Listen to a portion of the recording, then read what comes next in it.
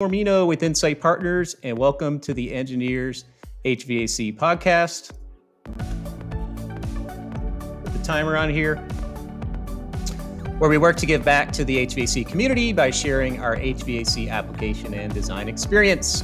Our topic in this episode, in this live episode recording, is attracting the next generation, engaging millennials, and Gen Z in the HVAC community. And we're going to get started here in just a few minutes. So sit back and enjoy. I'm the marketing guy here at Insight Partners. We are a manufacturer's rep firm in North Carolina, South Carolina, and Georgia. And I'm broadcasting from Marshall, North Carolina, which is just a little bit north of Asheville. Thank you for joining us. And we would love to hear from you in the chat. If you want to let us know where you're from, please drop us a chat here if you're watching live here on LinkedIn. And exciting to say, joining me today, I have both Greg Crumpton, who's the VP of Service Logic, and Heather Robinson, who's our new brand manager here at Insight. Greg, how are you doing today? Tony, I am doing great. I'm, I'm really excited to be here today. You know, this is a topic that you and I are both passionate about. And to be able to talk to so many industry folks and hopefully talk to the industry folks who know somebody. Maybe they know a kid at church, maybe their daughter's kid, maybe they know a military vet who just needs what's next. And I think that the conversations that we have around this topic just maybe open some eyeballs as to what's available and help people out and just have one more option, you know. Awesome. I love it. I love the topic, and thanks for suggesting this. Greg suggested the topic a few weeks ago, and I'm like, heck yeah, let's roll with it. And we actually did a podcast earlier this week where we talked a little bit about that. And I want to welcome everybody from, let's see here, we got John Cheney. Welcome. Sam Bagnazzi, I hope I'm saying that right. Hugh Tanner in Las Vegas. Jose Tangel Johnson. Mike Scone. Kirk Patton. What's up, Kirk? Works for Insight. Angelina Fabian and Tom Lech, who joins us quite frequently. Thank you, Tom. Ranadeb Ray, I hope I'm saying that right, from Mumbai. Ranadeb has joined us quite a few times, so thanks. We're nationwide today. We're international today. Worldwide, Greg. Baby. We're worldwide, baby. Worldwide. Love it. And and I forgot to introduce Heather. I think I tried to. Heather is our new brand manager here at Insight Partners. So Heather's behind the scenes here. Heather, you want to say hello? Hi. Hello. I'm calling in from Charlotte, learning how to navigate the podcast. I'm glad to be here. Hi, Scott Ennis from Raleigh. My roots are in Raleigh. That's right. Well, thank you. Heather's going to try and keep Greg and I on course here, but you never know where this thing's going to go, right, Greg? So we're just glad to be here. And if that's the baseline of her role today, she's probably in for a treat. Yeah, exactly. Now, it's funny that, you know, you both are in North Carolina. I'm just over the line here in Greenville, South Carolina. So it's kind of a Carolinas edition, I guess, today. For sure.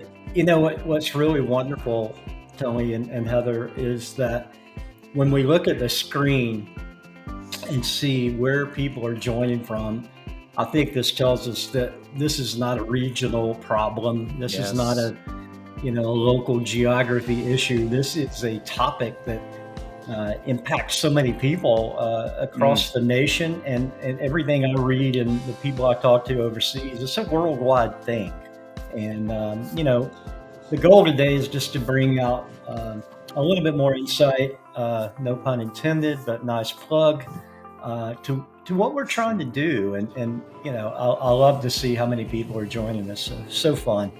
Yeah, it really is a blessing to be able to get the word out on these social media platforms that we have today. We really have enjoyed it. Michelle, welcome from Long Island, New York. Joseph King from Cleaver Brooks. He's hiring too. Yeah. We had 560 people say they want to attend this event. So, cool. That's pretty good for a LinkedIn Live event. We will also have this recording on our podcast. We'll show you some QR codes later to hook up with that, where you can listen to, Greg talk about his amazing experience and some resources if you're looking to get in the trades or you want to know more about it, or if you know anybody. So, Tanlin, Estonia. Okay. Jay, welcome from Atlanta. and Jason from Spokane, Washington, Travis from Concord, North Carolina.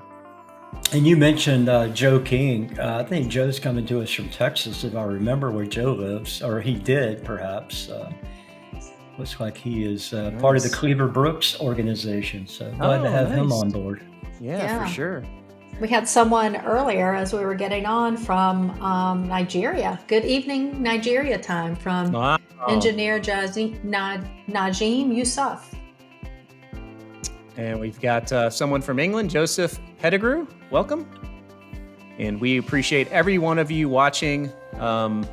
We really do. This has been tons of fun for us, and we love that we could use these tools, and we're going to talk a little bit about that later on, getting the word out in our industry. And I think we're just a teeny bit behind the curve on the whole online game as the HVAC industry, but I'm starting to see a lot of folks like Greg and some other people I've seen online getting out there and getting the word out. This is a great opportunity. So there's someone I see him sneaking in there. I see Clemson, Stephen Day from New Jersey, and Joe did confirm, Texas. So my memory is not as poor as I thought it was. Corey Howell. Corey's a friend of mine. He's on there, and just looking forward to this. There's a lot of old friends and for just sure. good industry acquaintances on here for sure.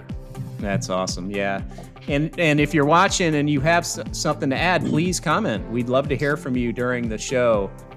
Greg has his experience. I have mine experience. You may have another experience. And the whole goal here is to, how do we engage the younger generation to let them know about this industry? And if they're interested, how do they find out more and next steps? So if you have anything, whether it's from being an account executive or sales engineer or an MEP engineer, or you're in the skilled trades, please throw it in the chat. Any resource you might have. So, Tony, you think about it, there's so many right ways to do things. We all have our way, but there's my buddy Eric Bolin jumped in there from Charlotte. He's in the house. So, but there's so many ways to do different things that there's no one way, and the more the merrier, as long as they're ethical. Amen to that. All right. Well, we're winding it down here. So if you're joining us again, thank you so much. So we are recording an official live podcast episode. So please chime in, and I'll go ahead and get this kicked off here.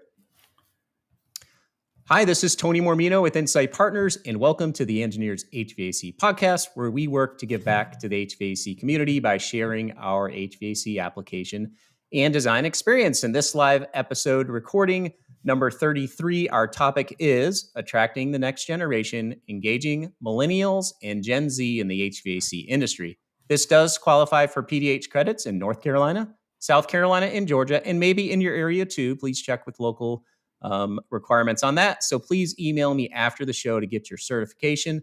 And thank you so much for joining us. So let's go ahead and get right to it. So I'm excited to introduce today's guest, Greg Crumpton, who's the VP of Service Logic, which is the largest privately held energy and HVAC/mechanical services company in the United States. Committed to long-term client relationships with over 5,500 plus employees and service over 500 million square feet of commercial, industrial, and institutional real estate. Greg's personal and professional goals are to serve the people he works for and works with, and he carries this mantra in his professional life and his home life. Greg has 40 plus years of experience as a full service mechanical and mission critical environments contractor with a heavy emphasis on service, maintenance, and repair. Greg specializes in mission critical cooling and electrical infrastructure and the comfort cooling that's surrounding them. Greg is a continual entrepreneur serving as advisor for several startups in the emerging technology world. He enjoys giving back to his community through an organization called Aparo, I hope I'm pronouncing it right, and also animal welfare courses. Greg is also the host of the well-known HVAC podcast called Straight Outta Crumpton, which is probably my favorite podcast name I've ever heard in history. So welcome, Greg. How are you today? Tony, I'm doing great. I did not realize you were going to read such an extensive bio. typically, if we're not on camera, I can get away with not saying 40 years of experience. But if we have the camera going, I have to say 40. So, man, Wisdom. I'm excited to be here. You and I have talked so much over the last year. We've spent a considerable amount of time talking about this topic online via social media. And it's just so good to get to bring it to a head and get to talk to a lot of people today about what they're seeing, what they're feeling, and then, kind of parlay that into our experiences. So looking forward to it. Yeah, man, I'm so glad to have you, and thank you for joining us today. You got a lot of experience, which certainly can help people. So, you know, we're going to talk about a couple different. We're talking about the younger generation into the HVAC business, right? And we're Right. going to kind of hit on three different aspects of that. There's the skilled trades, which we're going to focus mostly on while Greg is here because he's got a tremendous amount of experience with that. We're going to talk a little bit about MEP engineering as well. I've got some letters from some friends of mine in the industry. I'm not on the MEP engineering side, so they gave me some valuable input. And then we'll talk about manufacturers, representatives, account executives, sales engineers, et cetera, which is what I'm involved in. So skilled trades, right? When we talk about skilled trades in our industry, what are we talking about, Greg? Phil, someone who has no idea what the heck we're talking about, right? Yeah. And so the way you just laid that out, it's skilled trades, it's engineering, and it's equipment. It's kind of the three-legged stool if you think about it. You can't have one without the other to make the industry work. So when we talk about skilled trades, we're talking about air conditioning, welding, electrical, building automation, all these things that require cognitive skills, hand to eye coordination, and a logical understanding of what we're trying to accomplish. And I always like to start there because if you're a man rep. So when you open the manual of a piece of equipment, one of the first things you read is sequence of operation. What is the machine designed to do?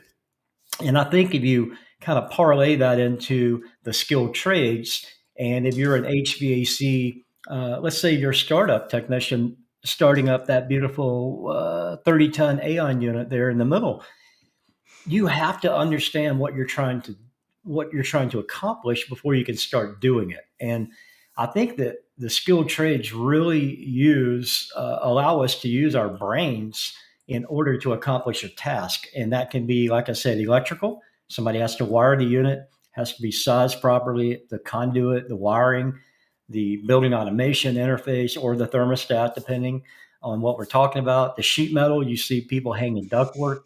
Uh, Welding, I think there's a grinder going on under that roof curb there they're holding up. So there's just a lot of things that have to occur in order to have HVAC equipment perform. So that's kind of the baseline that I like to set. Yeah, I was thinking about like, oh my gosh, I had this other slide here too. Like, if you think about what it takes to get that rooftop unit built and on site, all the trades involved, Yeah, from mining the ore to making the metal. I mean, how many man hours, trade hours are involved in that unit? I mean, it's insane. all of them. So if you Yeah. think about it, you mentioned the mining of the ore, and earlier this week you alluded to the conversation we had um, where we did the live event. And when you said that on that show, and I was thinking about it afterwards, I'm like, I don't think about the copper. What does it take to make a coil? So you have to mine ore, aluminum, all these different metals that it takes. And we hear a lot about metals right now due to battery technology and rare earth elements. But the core of our air conditioning equipment, which is my life and what your company sells, is hardcore metal. And, Yeah. it's phenomenal. If you just look at that picture, that top slide, you got a lot of people working on a lot of different pieces, but you can see sheet metal, you see copper tubing, you see, all kinds of things that have to get built from an element. And all of that takes manpower, skills, and some kind of cognitive thought process to get there. It's funny. It's like, it's amazing you could ever get one built with all the things involved that have to go right. We were talking before the show, like if something goes wrong, it's okay, because it's amazing if this thing ever works. Like when we get online and try to do these things live, right? With all the bits and pieces. And it's kind of the same thing with here. So, what I'm getting from this conversation, and I guess what I'm trying to pass on is like, and I didn't really think about this until a few weeks ago when you asked me, you suggested this topic. I was like, I haven't really thought about it that much because I'm not on that side. I'm in the field, from time to time, but I'm not really living in it. And I was just like, wow, how important the trades are to every aspect of this business. And what the guys do in the field is important, and they're running a hospital job, or they're running even like a restaurant, which could be someone's small livelihood. That could be their whole livelihood, and it could be very important to them. Like I was thinking how much the people on the site are involved and how important that is. And I don't think we recognize it much as an industry. Tony, I think it's one of those things we take for granted. And I talk about often when we talk about employees, like our company, we have 5,600 employees. But I don't look at it that way. I look at it as 5,600 families, and how many families are able to have a living and be a family with a job, housing, clothing, feed, welfare, and medication welfare. Not welfare like free money, but your own welfare. It takes all of that to create the economy. And skilled trades are such a big part of the overall economy of our country. And we have people on here from international countries. It's worldwide. Here's a gentleman or a lady from Argentina. They have air conditioning and hospitals and refrigeration, all that stuff everywhere.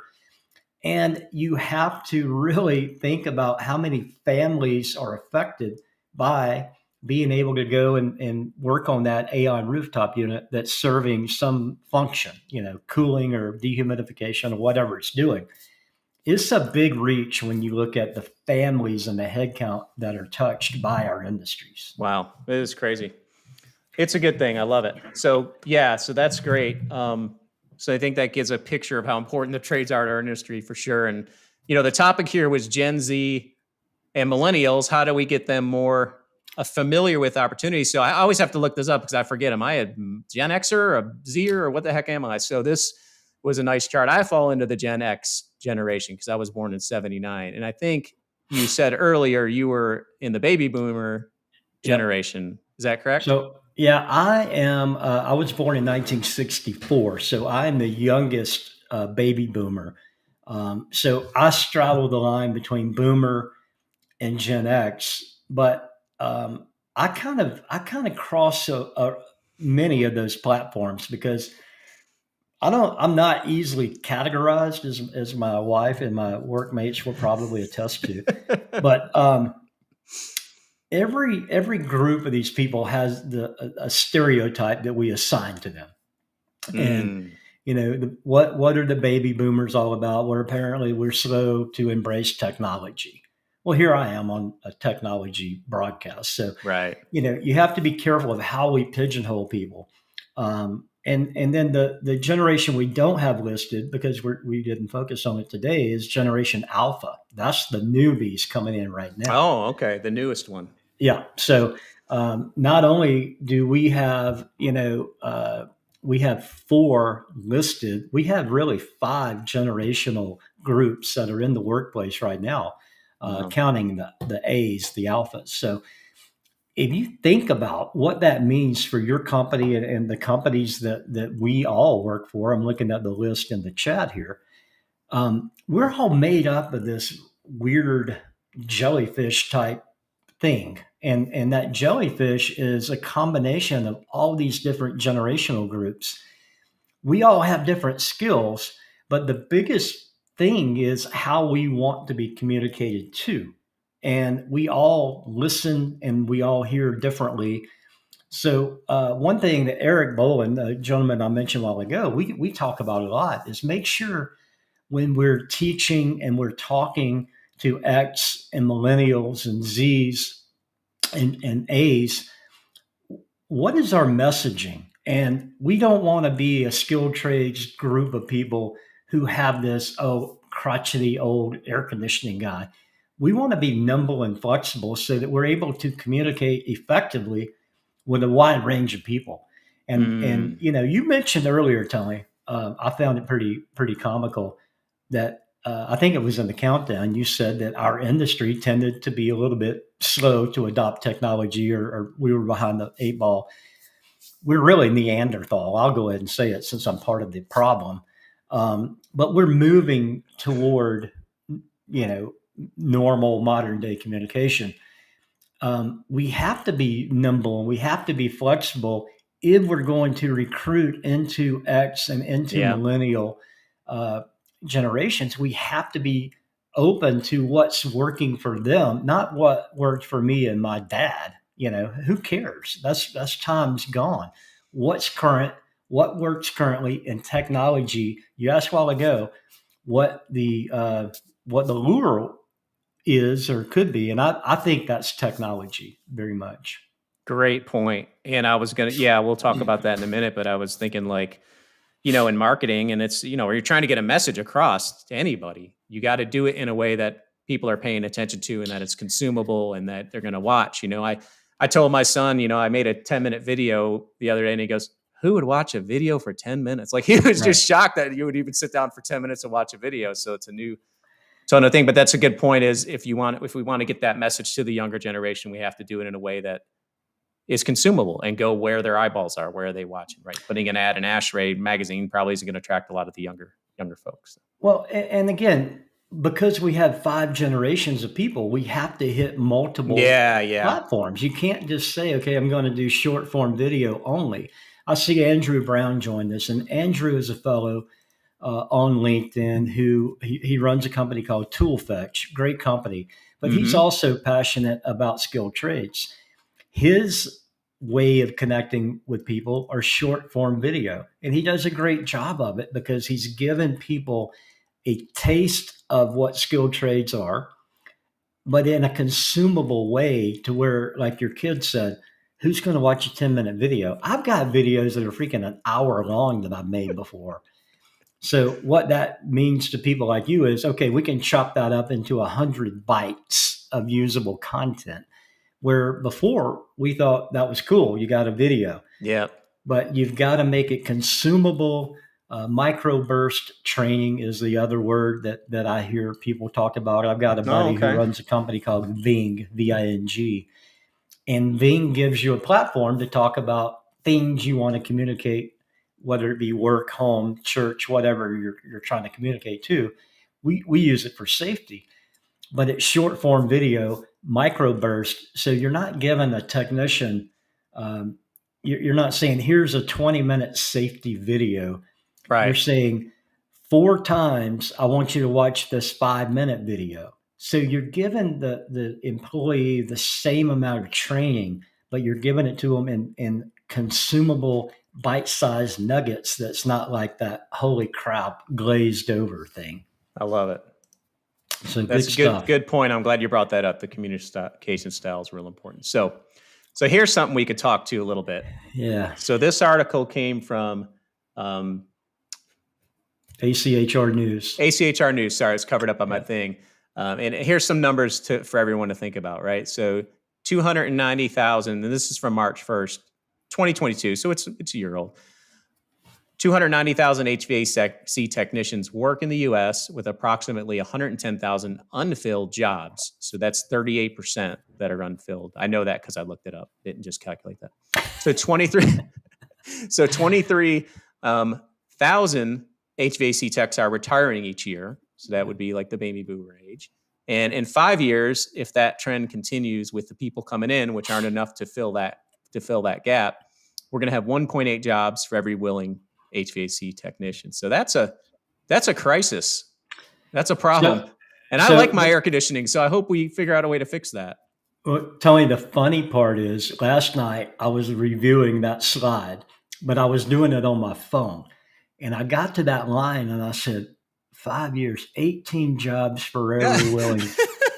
So I didn't see the dot. So I was like, thank God it's 1.8, because I can't do math that quickly. But I think what that tells us is 23,000 is probably a very, very conservative number. I think it's higher. You think so? I do. Because not only do we have the true retirement age of the baby boomers, we also have a group of people who are just worn out and are quitting the industry because they can go drive an Uber and supplement their income as opposed to having to make 40 hours on a set of tools. I think that there's a number in there. I don't know what it is. Call it 30,000. Regardless, we still have such a hill to climb. And the only way that I have figured out a starting point is grassroots. We have to get people who are passionate about what we do, whether that's a welder, a pipe fitter, a painter, a carpenter, or in my case, air conditioning service, maintenance, and repair folks. We have to find people and grab them by the hand, one-to-one, and bring somebody into the industry. We can talk about it. We can do everything we can do to promote it like we're doing now. But it really, someone has to reach out to somebody else and say, come with me and let me show you. If we did that, if we had 23,000 people retiring, just think about that. If we were able to get half of those people to grab one person by the hand and show them a path, take them and say to their boss, let's bring this person on as a summer helper. Let's bring them on for a 1 week ride along program, a day in the life, just to see what the industry is about. That awareness is what creates our long-term stability, because so many people are siloed. We talked to Nicole Bass earlier this week. Nicole has jointhetrades.com. It's about awareness. A lot of people aren't familiar with, why am I not sweating inside my building? It's because somebody's up on the roof taking care of the air conditioning. But people don't think that way until there's a crisis or the unit's not performing well. What a great plan. If you're retiring, grab a kid. I say kid. Can I say kid? I'm 51. I don't know if I can say veteran. and let's, there's a plethora of people out there who we can take along for the ride if we'll just reach out to them. And there's so much good content. If you look at the chat, man, these folks are full of ideas and energy about how that we can make a difference. You know, Steve, he says it's been an issue for 15 years. It's probably, he's probably being nice, because I think it's been coming. And we're really seeing it. But it's about us all grabbing somebody, you know. It's about grabbing that person. It's about finding that person coming out of the military. I love it. That's good. Great advice. That's why I have you here. I appreciate it. And hi, Steve Lester. He's our service. I was talking to him last night about this. He's our service manager here in the Carolinas. So. Oh, hey, Steve. Okay, so moving on. Here's something that probably needs addressing, and I've seen more and more women promoting the skill trades on LinkedIn, and I love it. I think it's great. And I know it's mostly men. I don't know what the percentage is. It's highly dominated by men. So great opportunities for women, right? Right, Greg? It really is. And they're, you know, to your point, we're seeing more and more ladies online talking about their careers in skilled trades, whether it be plumbing, whether it be air conditioning or electrical. I've had a couple of really nice, just freaking heartfelt stories on our podcast, the Straight Outta Crumpton podcast, of young ladies who are making a big dent in what they're doing. Paige Knowles, young lady from Canada. She's a plumber. She's written 3 children's books. She's an illustrator of these books, and she can change your dang toilet out. I mean, and she's 22 years old. I mean, it's really, you know, I think we're at that precipice of being able to say, welcome all, you know, because it's not so demanding physically that Paige, who's a small frame lady, can't do it. we're using our brains, we're using technology. It's the hybrid approach to working as opposed to just big brute strength. We don't have to have that anymore. There's a hybrid way of doing work, whether it be through automation tools for the HVAC side, whether it be designing mechanical systems. It's wide open. And I'm the only guy in the Service Logic, my company I work for. I'm the only guy in our Women of HVAC group because I basically I was the catalyst to get it going, because we have so many smart ladies in our company, and we needed a place for them to come together and talk about the industry, how to improve the industry, and how to bring more ladies into the industry. That is awesome. I love it. That is great. And it's an underserved piece of our right. I mean, we basically excluded half the people forever. So what's wrong with us? Open it up. Be open-minded. Yeah, and I'm going to put a plug in for some resources, which you mentioned. So Greg's podcast is called Straight Outta Crumpton. So go check that out. He focuses on this a lot. I don't know how many you've done. The last couple months, I've seen several on the trades. So go there, check that out. Also, Greg had mentioned Nicole Bass's site, jointhetrades.com. So check that out too. And those are some good resources for folks who are interested, right, Greg? Yeah, and it's for me, and I talk about this. I try to talk about it often. I'm not just selling Service Logic. It's a great company. We have incredible people, incredible teams of people working around the country. This is an industry problem. This is a worldwide financial kind of picture problem, because, I recently took my wife's car. It was having this noise from under the hood. I opened the hood and I can't even recognize the motor. It's got so much stuff, plastic and everything. So I called the dealer. I said, hey, I need to bring this car in because I'm a pretty good mechanic, but I don't even know where to start. Okay, bring it in 3 weeks. Like, okay, I can't drive the car now. Yeah, I know. Just park it and then bring it in 3 weeks. Because they don't have enough talent to open the hood and find the problem. Crazy. So it's widespread, not just in when we think about mechanical, electrical, plumbing, but anything involving the use of a tool. For sure. So we've done, I think, a decent job of talking about what skilled trades are, how they affect the HVAC industry. We talked about the younger generations, trying to bring them in and changing our communication style. We talked a little bit about that. We talked about women in HVAC or in the trades. And then, so we've got a problem.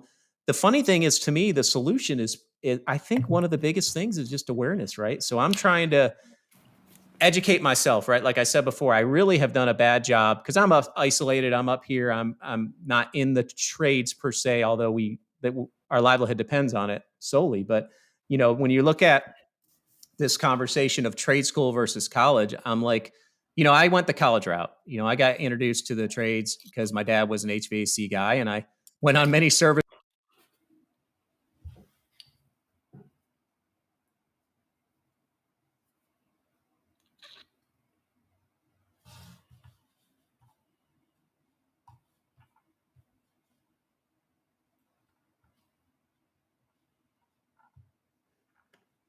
Oh, I'm back.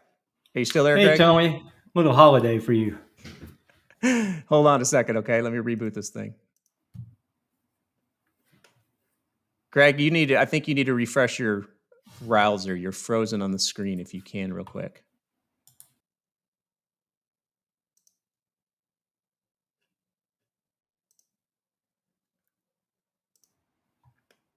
All right, you're back.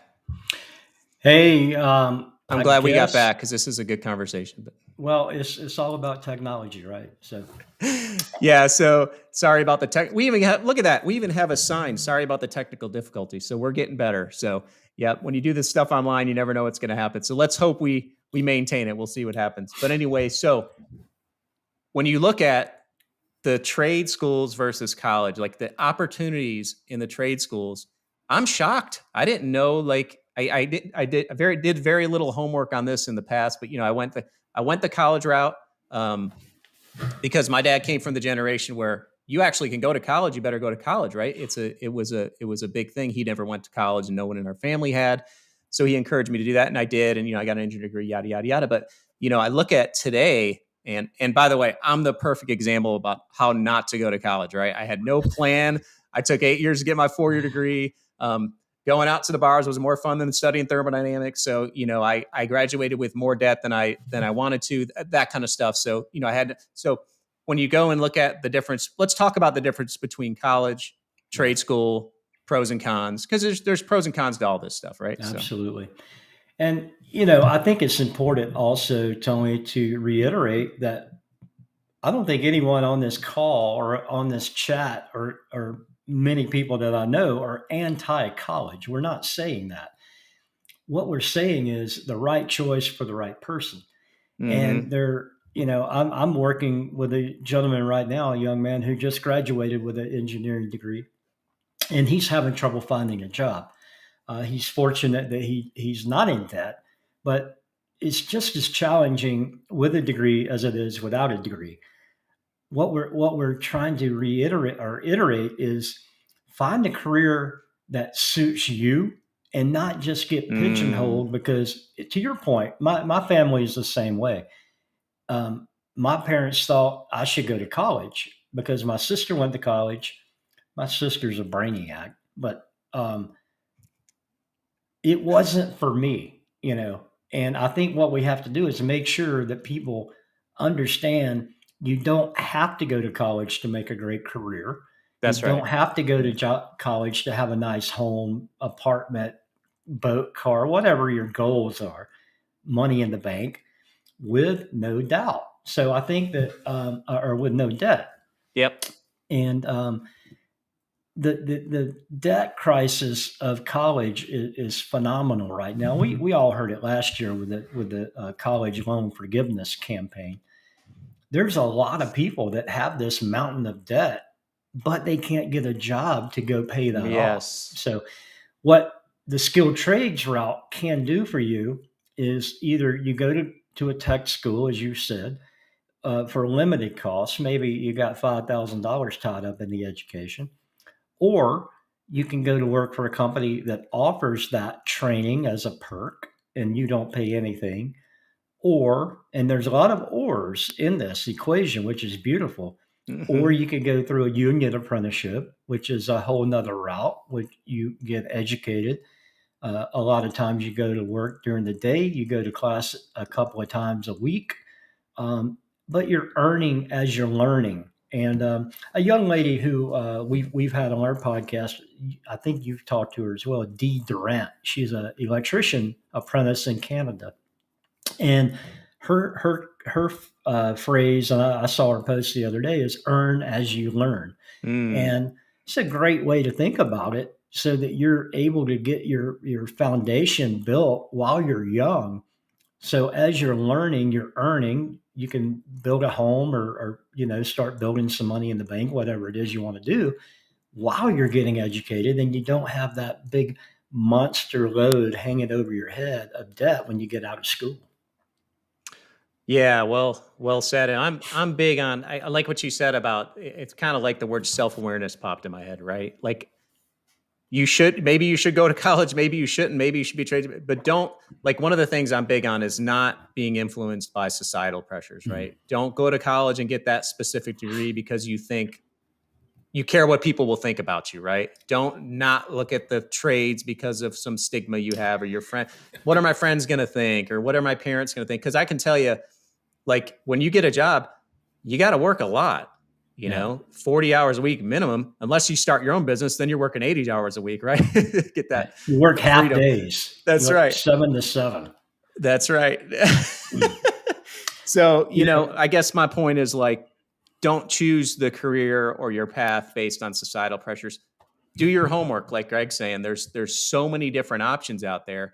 And when I started in engineering, I learned this phrase, and I think I'm sure you're familiar with it too. But you ask a question and someone says, I'll give you the answer. It depends. And then 20 minutes later, you've got 20 things you need to invest in. That's just kind of one of those scenarios. I was trying to look up some figures of college debt versus trade school, yada, but it's so many different variables there.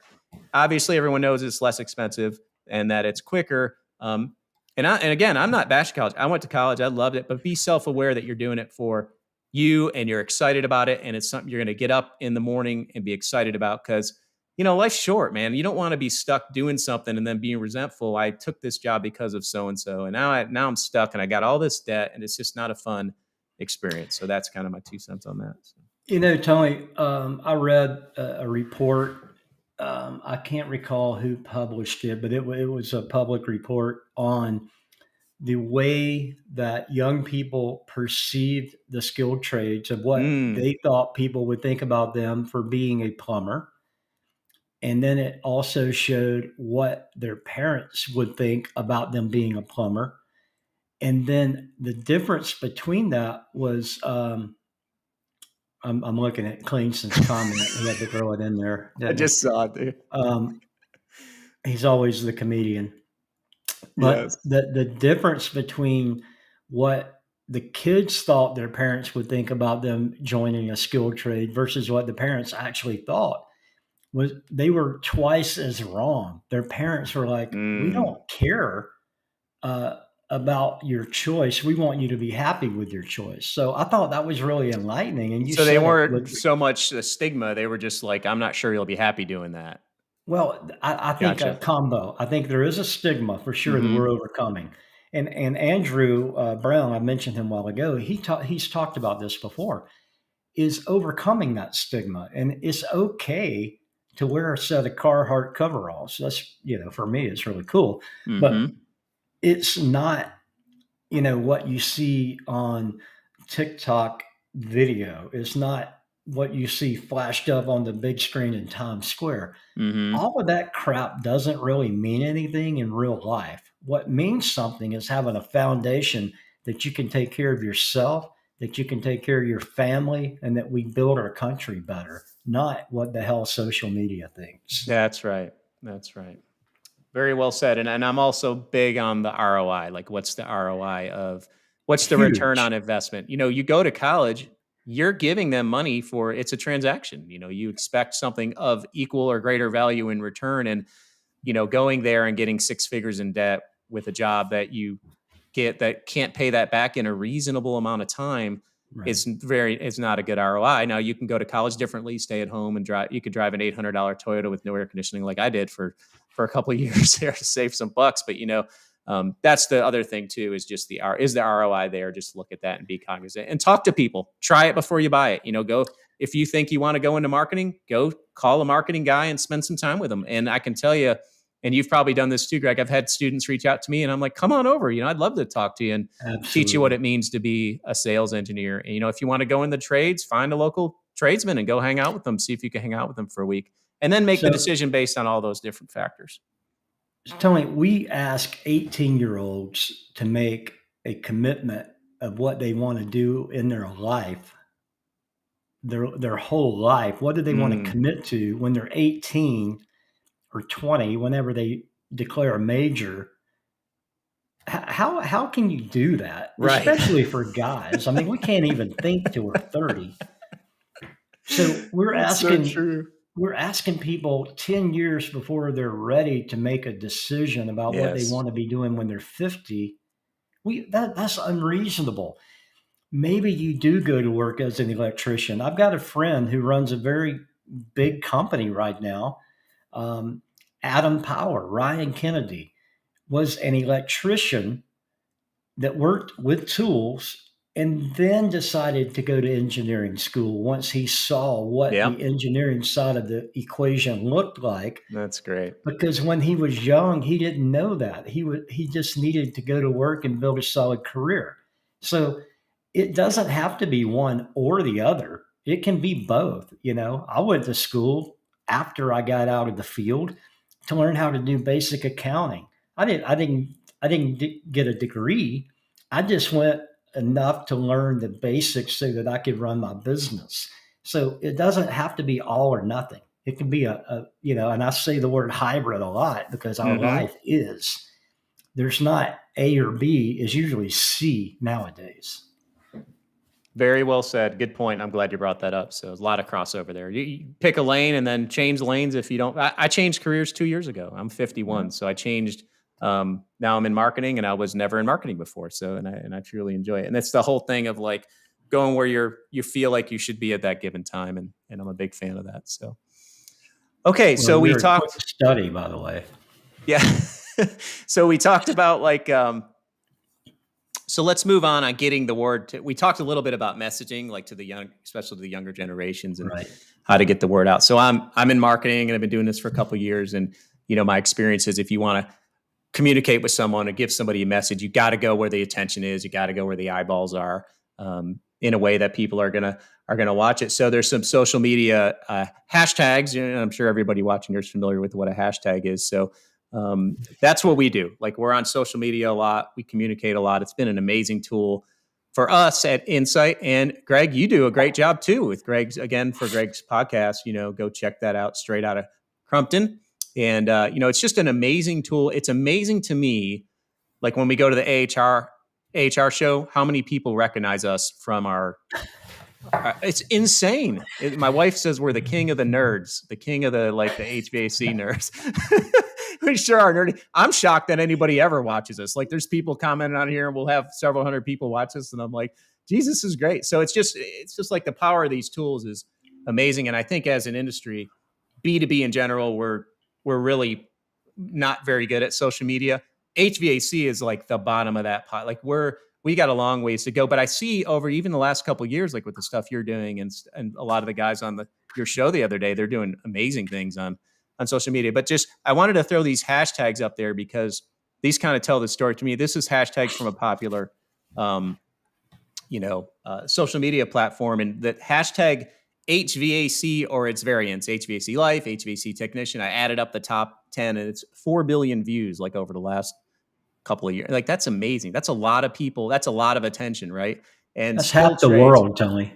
It's insane. It's insane how many people, how people are consuming content today. And what's more insane is HVAC. Who's watching TikTok for HVAC? Like, I didn't even think that was possible, right? 4 billion views, 1 billion views on skilled trades and its variants and stuff like that. So tons of attention, and 37. So the Gen Z and the millennials, which we're talking about, is 37 and under. That's kind of the cutoff. And in our social media, the median age is 35. So we get 50-50 on, which was a surprise to me too. 50% of them are over 35, 50% fall into that Gen Z and millennials. So that tells me somebody's interested in this stuff, and there's a way to reach them. So, well, I think what it also clarifies is that we are delivering content to the people who need to hear it. Now, yes, because you don't have 2.5 billion views of HVAC by 60-year-old people, so we're hitting a target audience that is either searching for, following, or is inquisitive about. So, I think we're getting there, and I really do believe that the tide is turning. We're bringing more and more high school, middle school conversations into the skilled trades conversation. But it's a slow tide that's coming in. It took us 35, 40 years to get rid of shop class in public schools, for the 90%. There are isolated pockets in the country that still have them and always have had them. But in a lot of cases, those shop classes were replaced with computer labs. So we're starting to see that tide pendulum swing the other way again, but it's going to take time. So if you think about, when you look at the generational numbers you had up there earlier, we have a 30-year gap between when I went to high school, we had shop class, versus the kids who had no idea that shop class existed. There's a 30-year window. That's what we're trying to overcome now, because we have a lot of alphas coming in that are curious about the trades, and they're under the Z's, they're coming. And then we have my generation that are going out, but the millennials and the X's didn't have as much access to shop, auto body, all that stuff that was around. We just missed. We've got that gap to overcome. What that means is that baby boomers are having to stay longer because they're being incented by pay to stay and not retire. And then we're bringing in the younger people earlier and trying to get them up to speed while the millennials and the X's are working through. So it's almost like there's four schools of salmon swimming upstream, but they're all at different speeds. Is there a movement to bring this back into the high schools? Yeah, There we're is. starting to see and hear more of it. Canada, I don't know if we have any Canadians in the chat, but they have done a phenomenal job, in my opinion, much better than we have thus far, of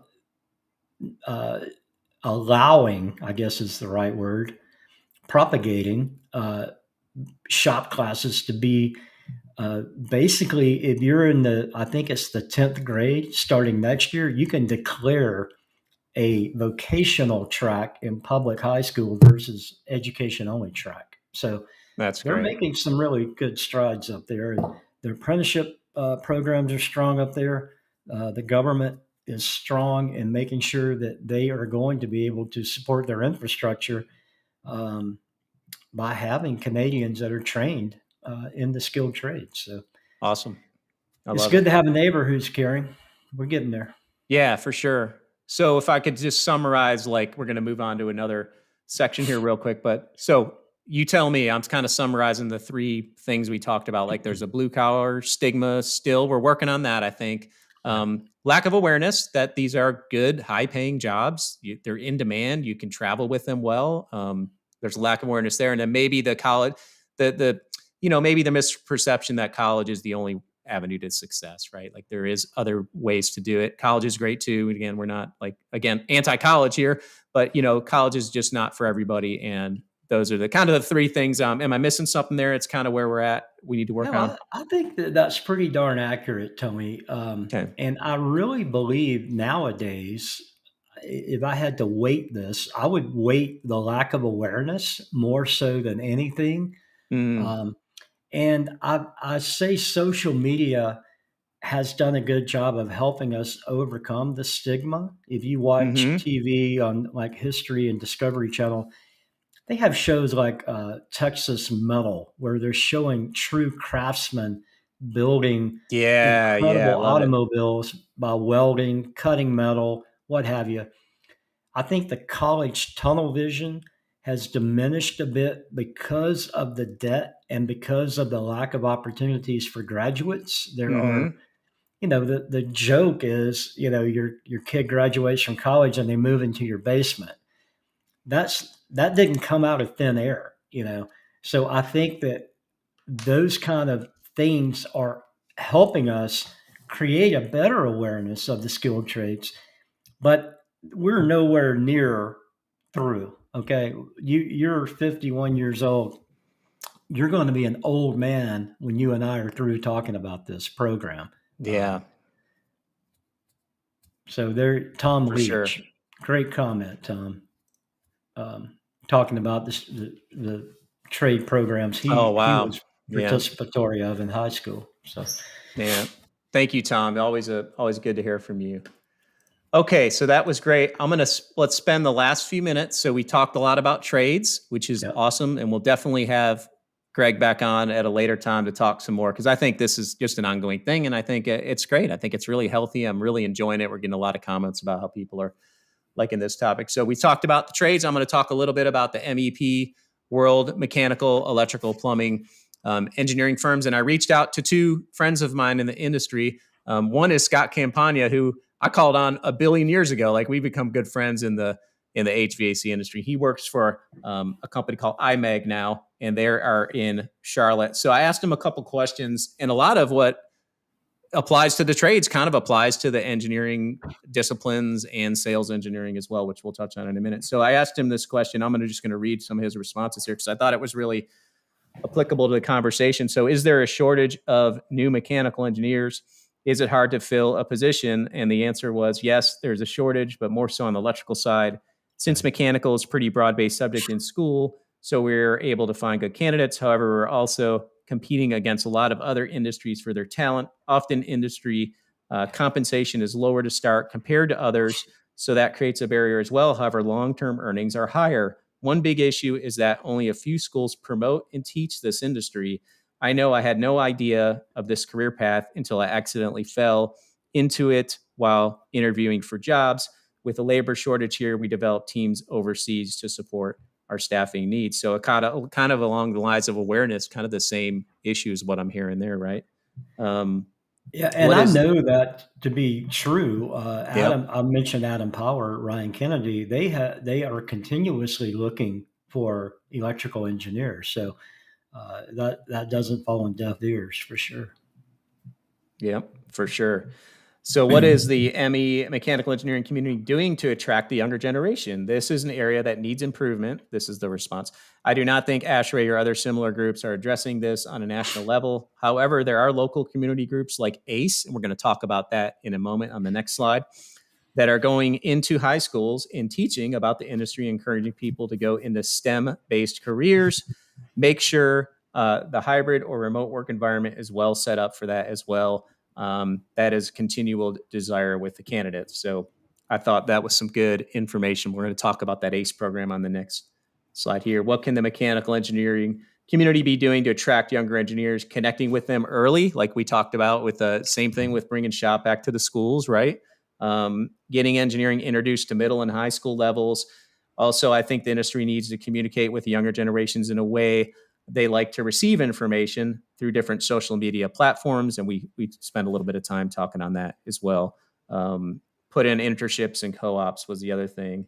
And I asked him any other challenges from the mechanical engineering firm standpoint. One item is not promoted enough is the ability for MEs to, in this industry, to become owners or start their own firm. There is a lower entry point to do this than other industries. I think that's a great point. Yeah. In the trade, we didn't touch on that in the trades too, that ladder of success. Like I knew a lot of guys who ran and women who ran very successful trades businesses who started turning wrenches. Absolutely. What a great way to start a mechanical contracting firm is to get out there in the field and learn it. I mean, that's really the only way to start it as far as I'm concerned. But Tony, I think that kind of goes back to the American dream. A lot of people have the vision of working for themselves, and tradespeople have the abilities, the lower cost of entry, the barrier to entry is fairly low in a skilled trade. If you do it properly, licensed, bonded, insured, all those things that make a professional company, you can still be small and be professional. I was just looking too. I wanted to comment on Paul and sure, and Tiger. yeah. Paul and Tiger both make good points in the chat, so you guys be sure and read those because they're spot on. Go for it, Greg. You got them pulled up. Read them. Well, Tiger's, and I'm hoping I'm pronouncing it Tiger. It's the way it looks to me. So Tiger or Tigger, I'm sorry if I'm wrong, but you are right that people think of HVAC service as crawling around in a hot attic. I've been in the business for 40 years and I've been in like 2 attics. So there are ways that through awareness, by creating conversations, by creating ride-along programs, day in the life programs, we can show that there is another way, not crawling under a house or not crawling in an attic for sure. And then to Paul's point, let's celebrate the people we find. And, I try to do that on my show. I try to do it on social media.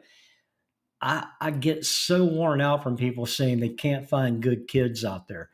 I find good kids all the time because I'm looking for them. I look for opportunities to engage with people who are making a difference. I mentioned Paige Knowles. I mentioned Dee Durant.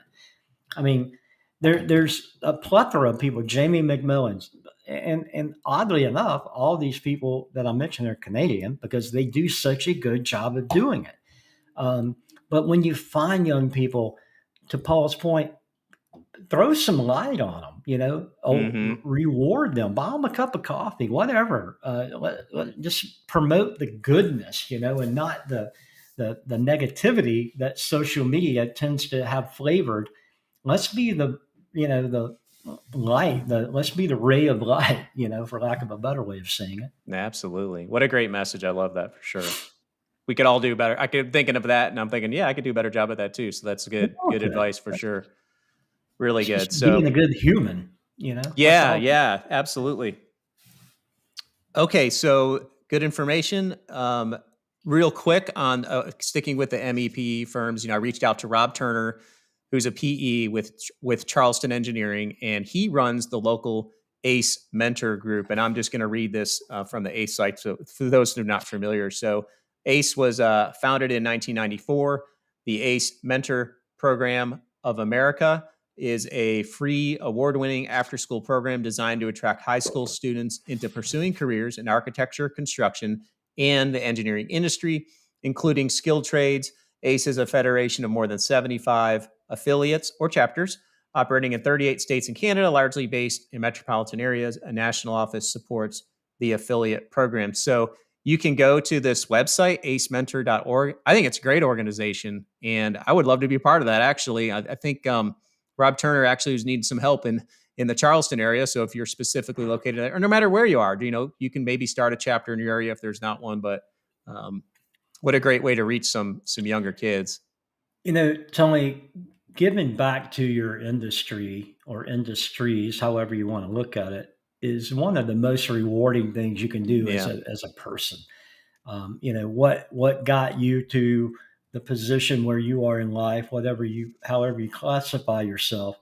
If you can turn around and throw a hand back and help somebody else that's coming through, what a great way. And there's so many ways to mentor. It doesn't have to be, this looks like a great program that Rob's part of.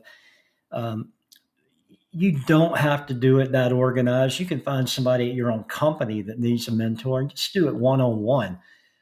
But, these programs like ACE, 7x24 has a mentoring program. They're out there. So if you want to do the Lord's work and helping people get to the next level, you can. There's plenty of things out there. So check out acementor.org and see if that works for you. And Tony mentioned Charleston. I'm assuming that they have multiple locations. It looks like a first-class outfit. So plenty of opportunities to give back. But again, I go back to one hand to hand.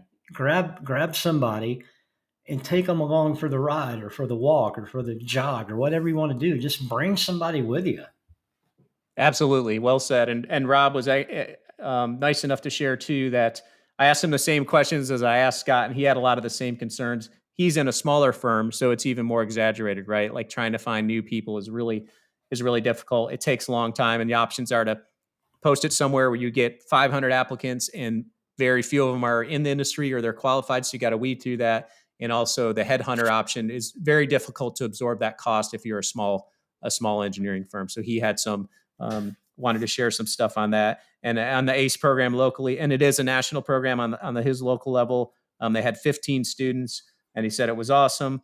They asked tons of questions about engineering, mentored them through the spring semester, and went through an actual AE school design project. And several of them were interested and will probably go on to go in the engineering. So what a great way to give back to the community. So absolutely. And tell me, I see the button on that slide, top right. It said find a program near you. So obviously it's easily searchable. So hopefully some for sure can do that. Yeah, thanks for pointing that out. And this is just don't know why I put this in here, but the average age of a mechanical engineer in the HVAC business is 41. So keep that in mind. I think we've got the same kind of like a lot of the people are retiring, but maybe not enough people coming up to the plate there. One of the things I'm a big, on social media, I love social media. The mechanical engineering world is very lowly represented in HVAC online. So I think like what Scott was saying earlier, like it's really hard to find. There's tons of views on mechanical engineering in general, but you won't find anything HVAC related online.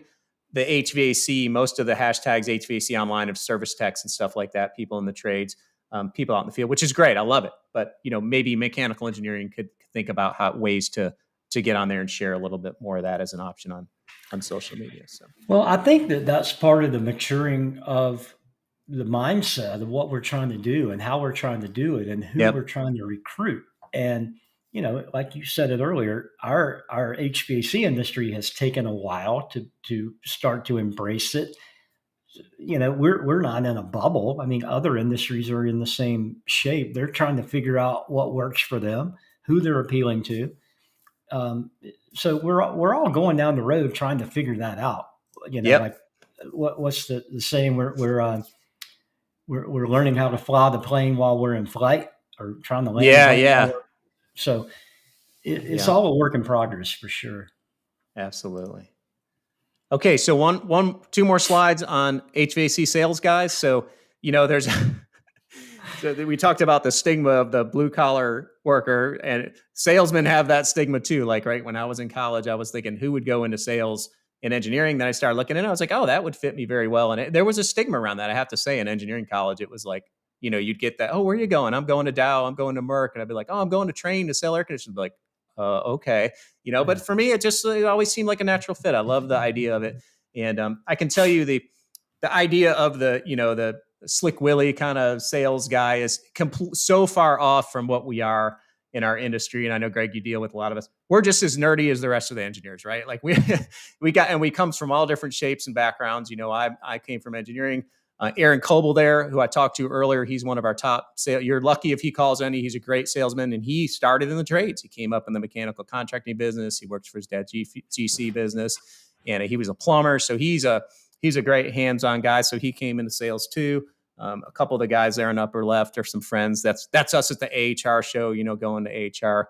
And then on the bottom, that's kind of like what a couple of the guys in our Raleigh office giving presentations to mechanical engineers. So there's a great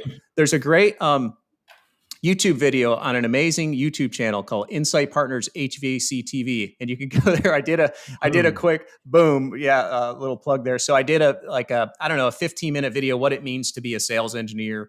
We call them account executives at our company, but I think most people recognize a sales engineer. So if you're interested in that, and there's all different types. Like there's the guy who loves to go fishing, boating, having a beer with you. There's a guy more of the educational type. That's always been my thing. Like I'm the nerdy, like I want to teach you psychometrics. I'll take you to dinner and stuff too, but I'd rather just teach the stuff in the class. So it doesn't matter like what kind of personality you are. Anybody could do it if you're interested. So that's a plug-in for the sales engineer. I think that's really important of finding the fit for you, of being self-awareness. yourself. Yeah.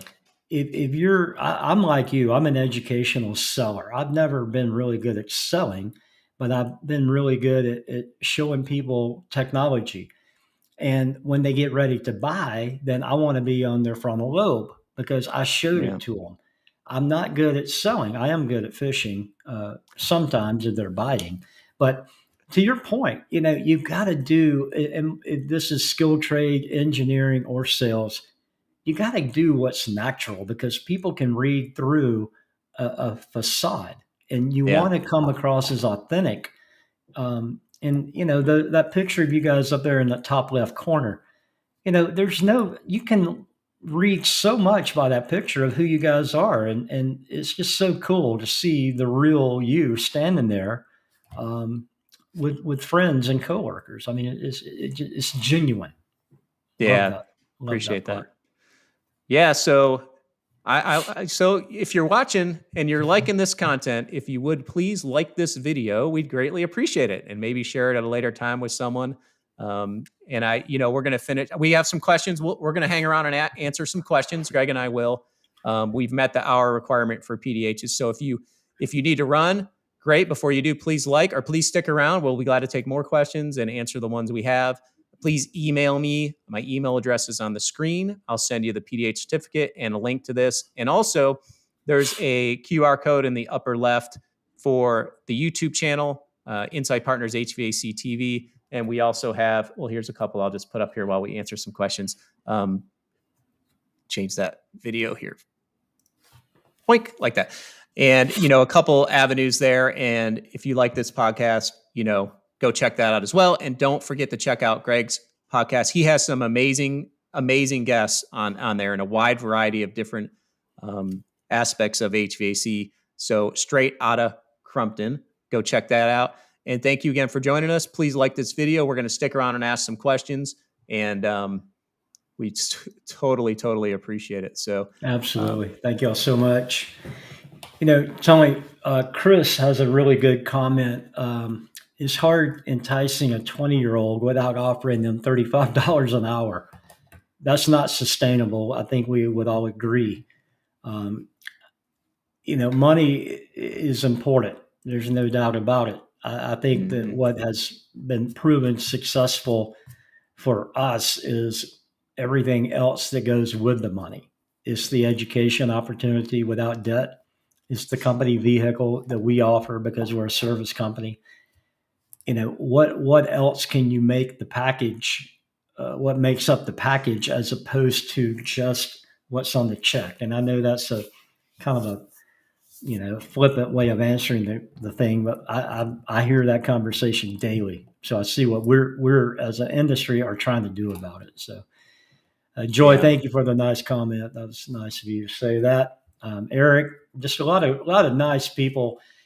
You guys are what this is about, because Tony and I, we can get on the phone and have this conversation together, which we have done. But when we're able to bring in a wider audience that we learn from, that's the whole joy of the broadcast. Is there's questions and comments that come up. And if you can just take one thing away from this, that maybe you're thinking about it on the way home today, you're driving home and you're thinking about, oh, I know this kid, that my sister's kid or whatever. Just think about people who may need that opportunity. So good stuff. Yeah, well said. Heather, do we have any other comments there that we need to address? Steve mentioned giving back is incredibly important. Our society is better when old men will plant trees whose shade they will never enjoy. Yeah, we appreciate that comment for sure. Yeah, we've got one from earlier in the feed today by Jason Workman. It's, what do you think is the most effective training methods today? Technology versus in real life? So, Tony, I'll answer that. I think Please. it's both. I believe it's both. I believe that there's a company that I'm familiar with called Interplay Learning, where we can learn in a virtual environment of how to maintain and repair air conditioning equipment. And the beauty is that you're doing it in a virtual way, so you can't get hurt or get shocked. Now, what you're learning is how to go do that in real life, so that as you get to that real condensing unit or that real boiler, you've already done the tasking. Now you're just doing it in a real environment. So I believe it's a combo package of in real life versus theoretical learning. Obviously, you have to read, learn, and study. And then I think you can use technology to augment that learning. I don't think it has to be one or the other. Yeah, I totally agree. 100%. Good stuff. Heather, any more comments for us? I think you've we got 'em covered all of them. I love this one that just came up from Aaron Mickle, or Michael, I think it's Mickle. Reaching the younger generation is a company culture in the mechanical world, and it's so important. I think that's a great comment. Yeah, no doubt. Every company has a culture. Some are good and some suck. Our goal is to give people a good place to work, that they want to be. They want to be with their peers. They want to be learning. They want to be serving. You have to make that a rewarding environment. Is that a fancy break room? Is that a cool uniform? I don't know what the mojo is for each particular company, but every company has mojo, and you have to polish it. It's not something that organically gets better. It's there organically. You can polish the good parts of it and make it more enticing, but you have a culture, whether you like it or not. Right. Whether it's good or bad, that's the good point. Here's another question, Greg, I'd love for you to help with. How much of the problem do you think is due to unwillingness of companies to provide appropriate training, i.e., they want you to learn it just somewhere else. You see Yeah, any of that happening or? yeah, I do. I think that companies that operate under that MO are going to be hurting. I Mm, don't believe that's a sustainable model because people are going to go back to our culture comment. They're going to go where they can get training and it's encouraged and it's paid for and they're rewarded for doing it. Our industry is really bifurcated between those that do and those that ride off the coattails of others.